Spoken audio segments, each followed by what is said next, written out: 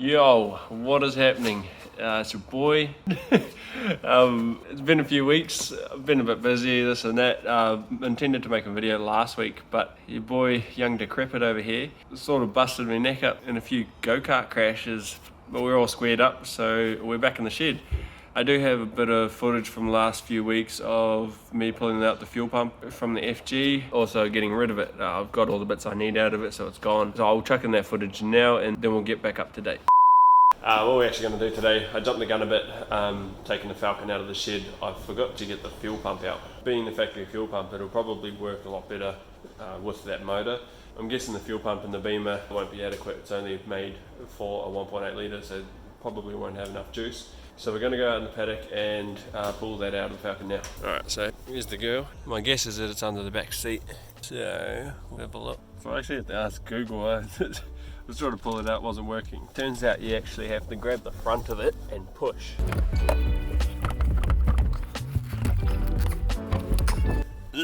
Rank.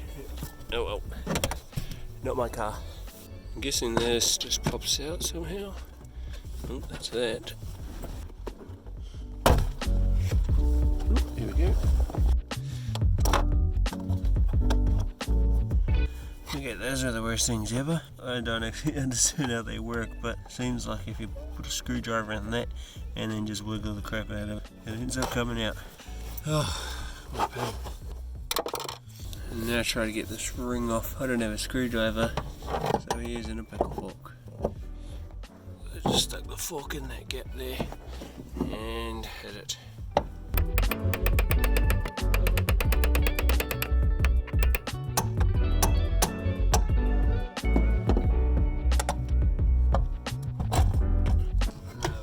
Should come out. So in typical fashion, the old 5-minute job just took like half an hour. I'm taking a bit of a closer look at this. I pull this cradle out. Oops, there's fuel everywhere. If you follow the wires, you actually have to put your hand in the fuel tank. This is spring loaded and it's sat in between two perches. You reach in, push it down and it'll come out. I'll crack this open and try to get the fuel pump out of that. Well, that was absolutely painful. Finally got the cradle separated. I ended up having to cut the return line because that was the only thing holding it. It's simple to get off, just these 3 tabs here. Pick those off with a screwdriver. That'll drop the rear section of the cradle. I honestly couldn't figure out a way to get this off better than actually cutting it. Where it connects, reefed on it with pliers or whatever, it did not come off. So, cut it. It's separated and we got this. I guess we just pop these 2 tabs out. Probably have to cut that line as well, and we can get the fuel pump out.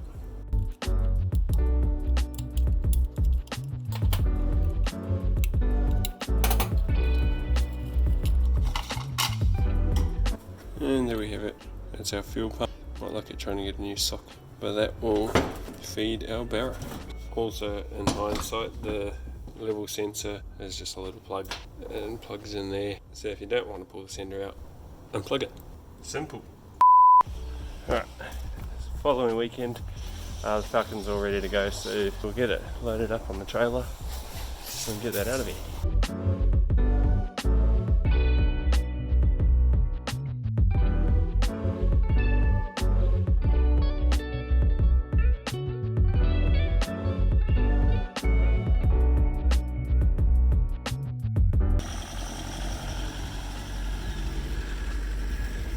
There she goes.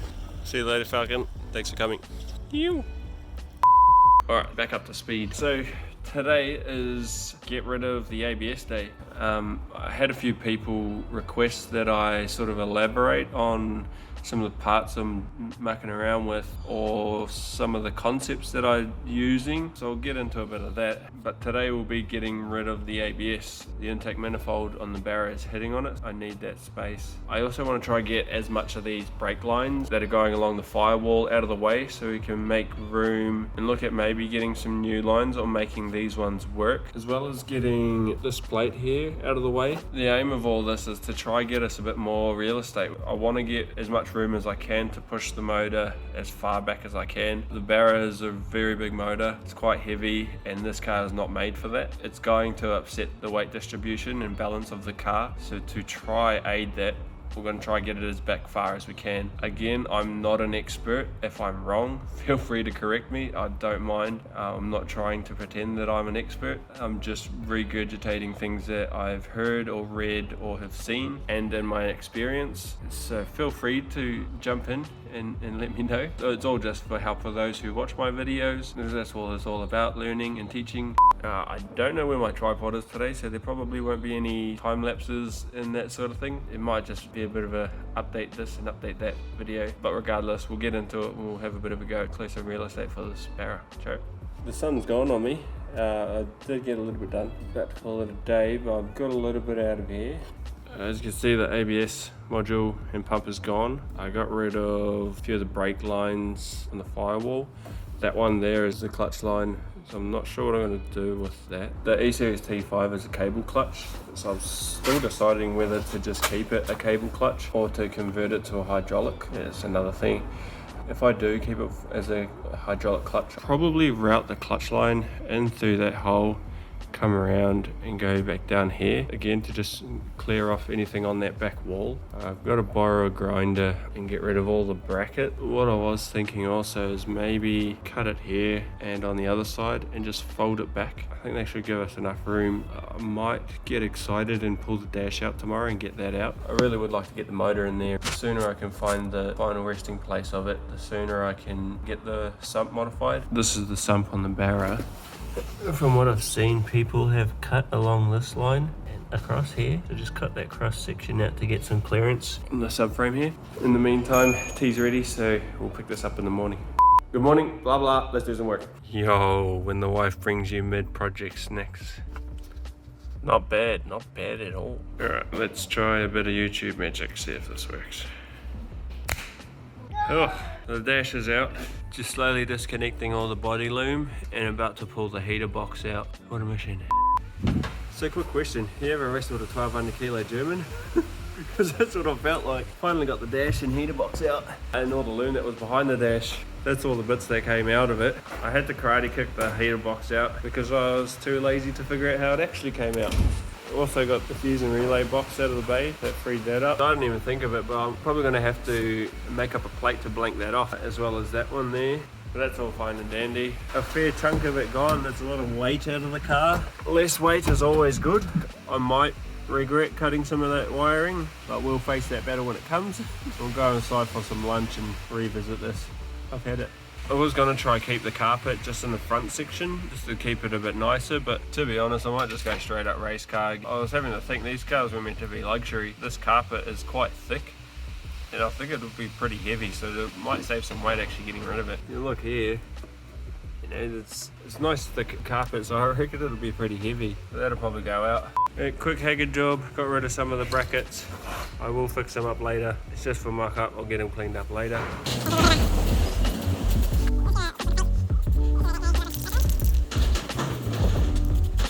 I might just try this new panel beating technique I learned from Leonidas himself. It goes a bit like this.